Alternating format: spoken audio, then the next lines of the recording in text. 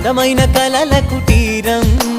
అమృతాలు కురిసే తీరం మా ఇల్లు ప్రేమాలయం దేవుళ్ళ జన్మాలయం సంక్రాంతే ప్రతిదినం సుఖశాంతే ప్రతిక్షణం మా ఇల్లు ప్రేమాలయం దేవుళ్ళ జన్మాలయం కనులు వేరు చూపులు ఒకటే తలలు వేరు తలపులు ఒకటే పంచుకున్న ప్రాణం